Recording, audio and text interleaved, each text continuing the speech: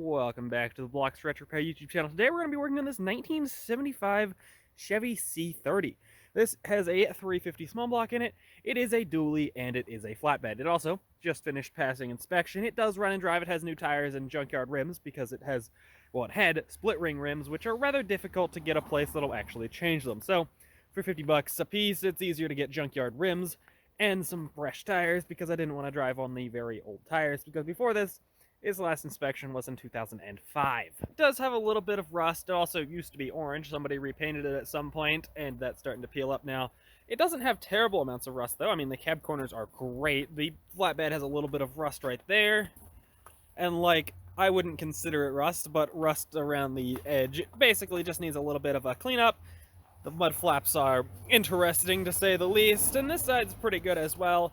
The only main issue right now is it does leak gas. The hose on it gets saturated with fuel and just has a slow weep around the entire hose. So the whole hose is going to have to be replaced, but honestly, it's pretty damn good, and it drives pretty damn nice. Again, a little bit of rust down there, but for the most part, pretty damn good. It is also a manual, which is where the main problem is. Second gear is very grindy, so you really don't have second gear. Looks like we have a small leak around this rear window, so we'll definitely have to store this under something or put a car cover on it, or maybe fix that. That would probably be the best solution.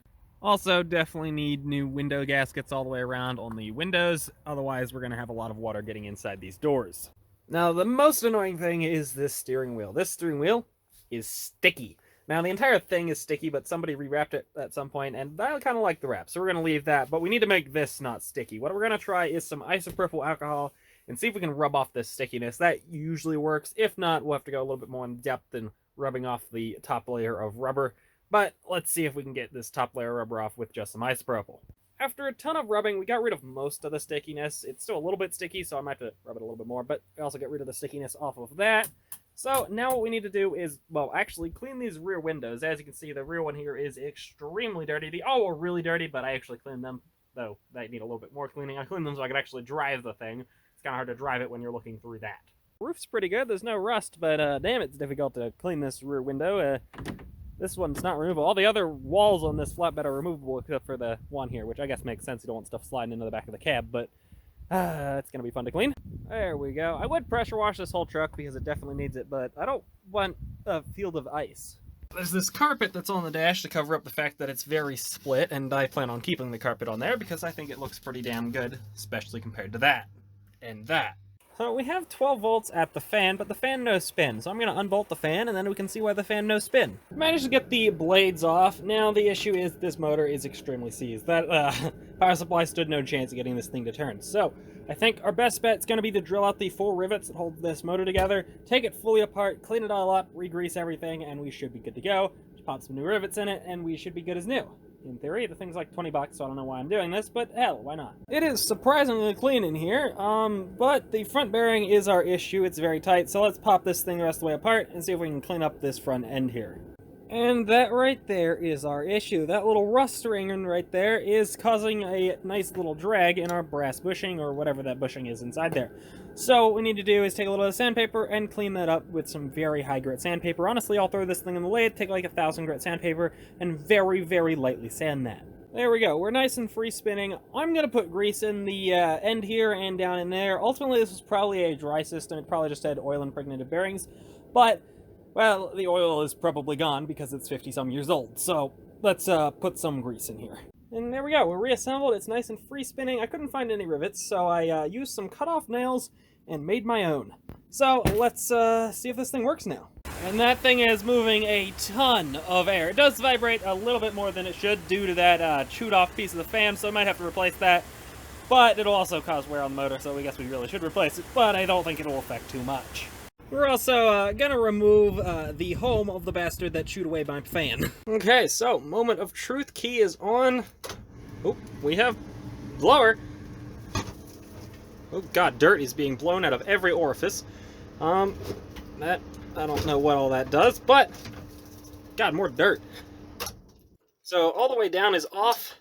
We have some fan speed adjust. We have 2 different speeds, so I never did reconnect that one pin that was disconnected from, I'm assuming, the resistor there.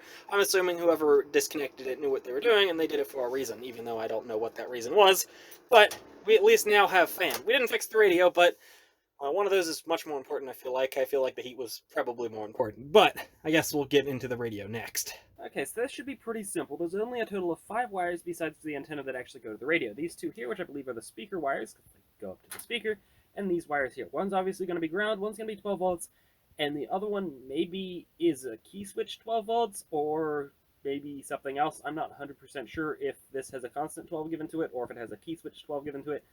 I'm not sure why there's 3 wires, but let's see if we have voltage here. After a bit of testing with the key nut in the ignition, the yellow wire does not have voltage, but the gray wire has voltage when the headlights are on, so that's our illumination wire. So we should have 12 volts on the yellow wire whenever we put a key in the ignition, I think. I'm going to go grab a key and find out. Okay, so we are getting 12 volts past the power on switch, so the power on switch is good. So there's something definitely in the radio that's causing it to not turn on. Now what I'm also going to do is actually test the speaker. I didn't think about that. Let's do that. That's probably why. Our speaker has 0 resistance. So I guess we're going to have to pull out the speaker because clearly there's something wrong with the speaker. And 5 screws later, we have the entire dash panel off and we can get to our speakers. There we go. Here is the speaker. Unfortunately, it's not in very good shape, but it moves, but it has no resistance. So I think the easiest option is going to be to replace this. Unfortunately, it's not really worth me rebuilding this speaker. Also, it's also not really worth me rebuilding that fancy radio. We'll probably replace all of this with modern stuff. There's ones that look the same that you can install that'll actually give you, well, proper radio and, more importantly, Bluetooth.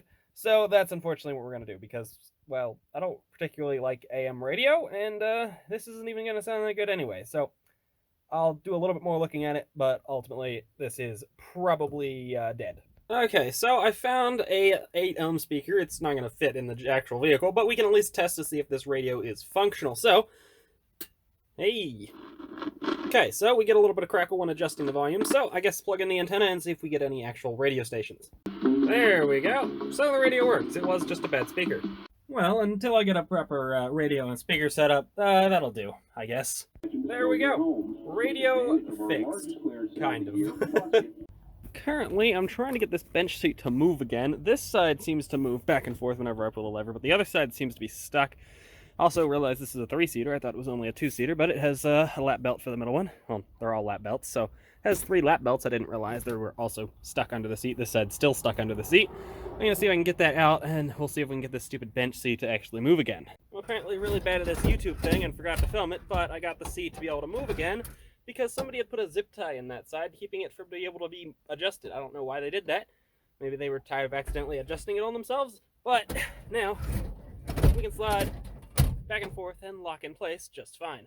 Now we're actually going to go ahead and replace this door seal. As you can see, it is pretty bad. So we're going to rip this thing out and rip the inner one out and replace them. We should just be able to take this door panel off. A little bit stuck around that. I'm going to put the camera down, I guess, and do this two-handed. Here we go. Fully reassemble the door cards now. You just crank this back up, which is a lot stiffer now.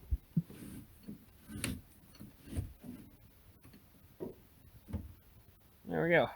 All reinstalled. Well, except for that, I guess. And there we go. I already went ahead and did the other side, so we are done with the door seals, so hopefully that'll help prevent water from getting inside the doors. And now we move on to the engine. The main issue with the engine is it does not idle while cold, so I think a good carb cleaning is in order. It is a quadrajet, so that's going to be really fun. And here we are. I've moved into the warm because, well, I don't want to do this in the cold. I also don't know what I'm doing, so I grabbed a laptop so I can see what I'm doing. It's a quadrajet. I hear they're very, very, very, very, very complicated, so wish me luck. Oh God, what happened? I'm never getting this back together, am I? And I think we're done. Apparently when people say these things are complicated, they're not lying. Oh my goodness. But I think it's right. I have no idea if it's right. Let's see if it even works anymore. It at least kind of worked before, so we might have just kind of screwed ourselves. Let's find out. I'm going to build fuel pressure, make sure it's not leaking anywhere, then try to start this thing. Holy shit, we're actually idling. We actually fixed it. I'm going to be honest, I did not expect that whatsoever. Yep, that felt too good to be true. We have a slightly major issue. It's leaking fuel out of fucking everywhere. Thank you, gaskets. You're pretty useless. Like, it's leaking fuel all around all of those. The screws are all tight, so I don't know how the hell it's doing that besides for bad gaskets. Maybe the float's too high, but I didn't change any of that, so I guess maybe the float's too high. There we go. The float actually was set too high, which was causing us to leak fuel everywhere. I also got the high idle set right, so now it's high idling when it should, and then once it warms up, we should be able to kick the throttle, and it should knock down into normal idle once it warms up. But for now, I think it's working correctly. And unfortunately, darkness has fallen upon me, but I think we are pretty much done. Well, the carrier bearing was replaced. The U-joint that fell apart on me while I was replacing the carrier bearing also got replaced. God damn, was that rusted in tight. That took all of my impact's power to use a U-joint puller to smash that out. And then the other issue, of course, as I think I mentioned at the beginning, we don't have second gear. We do. It's just extremely loud. I was hoping the carrier bearing would reduce that. Shut the fuck up, turkeys. I was hoping the carrier bearing would reduce the sound in second, but it didn't. Definitely a transmission issue. So eventually we're going to pull that out. But for now, it is drivable. It's a perfectly good little farm truck. Well, it's actually fully passed inspection. It's rated to tow a stupid amount of weight. Be a pain in the ass to do without second gear, so I wouldn't recommend that. But hey, it's a nice little square body. Well, not so little. Also went ahead and removed the metal pieces from the mud flaps. Hopefully the mud will wash off and it won't look like that anymore. Not my thing. As you can see, it looks pretty good. We're definitely going to be doing some more restoration on this once it becomes warm out. We're going to paint everything so nothing rusts out, get everything nice and painted up, get that transmission rebuilt so all that's nice and solid, and this thing should be a nice little hauler. Once we put a maybe a lift gate on this thing, that would be really sick. We'll be able to haul a bunch of arcade machines, whatever I want to throw on this thing. It's rated to do it. It'll definitely do it. That dually's, yeah, this thing's got some power. And on the interior, obviously, we're going to have to repaint these plastics. They're sun-faded. I tried some chemicals to revert them back, but it's sun-faded. It's not the typical plastic that discolors. It's fully sun-faded. That was originally red, so we'll have to get all that redone. Also probably repaint the outside because it doesn't look too great. But the question will be, do I paint it the two-cone tone, or do I paint it back to just a solid orange? I'm not sure. We'll have to figure that out. But if you like what you saw, please leave a like and subscribe. I'll see you next time.